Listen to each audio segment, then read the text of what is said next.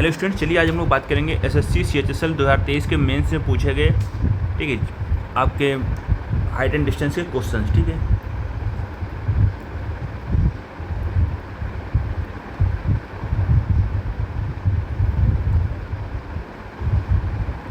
देखो हमारा जो क्वेश्चन है कह रहा है कि a pole stands vertically on the ground with the help of a 12 metre steel wire tied to its top and affixed on the ground. ठीक है, तो एक पोल है, ठीक है, 12 मीटर का वायर उसको बांधा गया है। ठीक है, और यहाँ पर एक पोल पे क्या है, एक तीली गाड़ी गई है। तो ये 12 मीटर के ये वायर है। ठीक है, यहाँ तो कोई दिक्कत नहीं होगी उम्मीद है। If the steel wire makes an angle of 30 degree with the horizontal ground, तो हॉरिजेंटल ग्राउंड से वो कितने बनाता है, वो 30 डिग्री का एंगल बनाता है। Then height of the pole, तो हाइट ऑफ द पोल निकालनी है, इसकी हाइट हमें फाइंड करनी है। देखो अगर आपको 10-30 का रेशियो पता है तो 10-30 का जो रेशियो होता है 1/2, ठीक है, और ये 2 चलता है। तो 2 बराबर वैल्यू है 12 के, तो ये कितना गुना है, 6 गुना। तो ये वैल्यू भी कितनी गुनी हो जाएगी, ये 6 गुना हो जाएगी। तो हमारा आंसर जो आ जाएगा वो 6 आ जाएगा। ठीक है,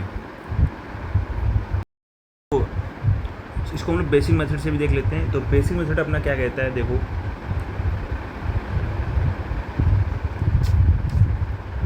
भाई प्रोसेस तो सेम, एक खंभा होगा, ठीक है, ये वायर बना होगा 12 मीटर का, एंगल 30 बना रहा है। तो ये चीज़ क्या है, ठीक है, ये चीज़ हमें फाइंड करनी है। तो ये तो 90 सामने साइड हाइपोटेनस होती है, ठीक है, और ये क्या हो गई 30 सामने साइड परपेंडिकुलर। तो परपेंडिकुलर अपॉन हाइपोटेनस किस में आता है, साइन या कोसेक में।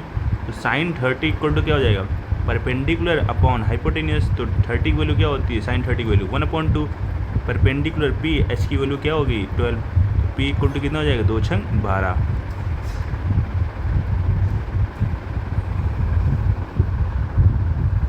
तो यार क्वेश्चन नंबर, अगला क्वेश्चन देखते हैं। जो सेकंड क्वेश्चन है सीएचएसएल के मेन से पूछा गया प्रश्न है, कह रहा a man observe the top of an electric pole at angles of elevation of 60 degree and 30 degree respectively from 2 different observation points P and Q. If the distance between P and Q is 10 meter, then find the height of the pole. देखो रहा, याद रखना जो पास वाला angle होता है वो हमेशा क्या होता है, ग्रेटर होता है। ठीक है, तो यहाँ पर ये एंगल 60 होगा और ये एंगल कितना होगा, 30 होगा। समझ में आ रही बात यहाँ तक। अब इसको A मान लेते हैं, इसको B मान लेते हैं। अब 2 ऑब्जर्वेशन पॉइंट हैं, ठीक है, P है और Q है। ठीक है, तो ये P 60 डिग्री होगा तो ये Q होगा। ठीक है, और P और Q के बीच की जो डिस्टेंस है वो 10 मीटर है। यहाँ तक कोई दिक्कत नहीं होगी उम्मीद है। ठीक है, कह रहा find the height of the pole. तो पोल की हमें हाइट फाइंड करनी है, इसको H मान लेते हैं और इसको X मान लेते हैं। तो देखो पहले हम लोग जाएंगे इन ट्रायंगल ABP में। ठीक है, अगर आपको नहीं दिख पा रहा है तो ये देख लीजिए, ये ट्रायंगल है ABP। पहले इसमें जाएंगे, ठीक है, फिर बाद में हम लोग इसमें जाएंगे बड़े वाले ट्रायंगल पे। यहाँ तक कोई दिक्कत नहीं होगी। ठीक है, जब बड़े वाले ट्रायंगल पे जाएंगे तो जो साइड होगी 10 + x हो जाएगी। ये चीज़ याद रखिएगा।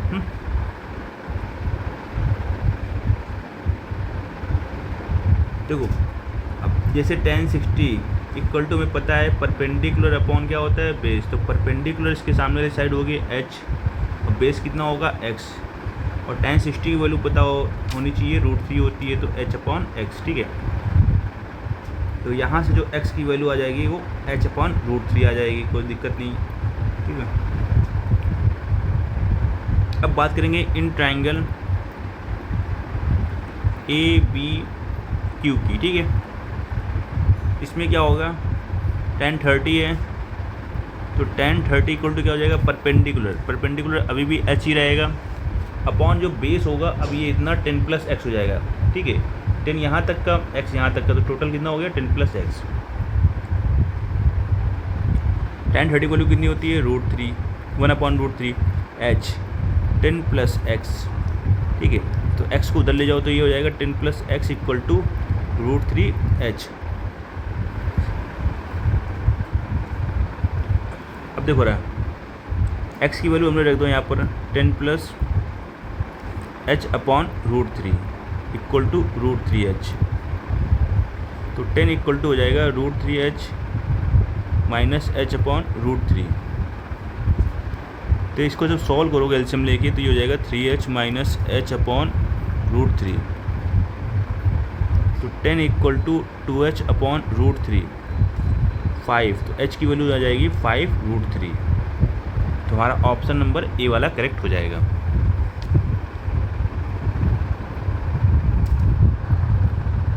देखो यार, इसी क्वेश्चन को हम लोग शॉर्टकट मेथड से देखेंगे, ठीक है। देखो ये अपना जो पॉइंट हो गया ये एंगल 60 डिग्री यहाँ पर पी पे बनना है, ठीक है। तो ये पी हो गया और ये क्यू हो गया 30 डिग्री, ठीक है। और इसको ए और बी मान लो, ठीक है। तो यहाँ पर देखो रेशियो आपको याद रखना है बिल्कुल ध्यान से। जो आपका देखो 60 वाला होगा वो 1 यूनिट होगा और 30 वाला होगा ये 2 यूनिट। और सामने वाली जो हाइट होगी वो आपकी √3 होगी और जो आपकी हाइपोटेनियस होगी वो होगी आपकी 2√3। ये चीज़ रेशियो आप याद रखना, ठीक है। और अपने को पता है यार, इन्होंने 2 वाली वैल्यू कितनी दे रखी थी 10, ठीक है।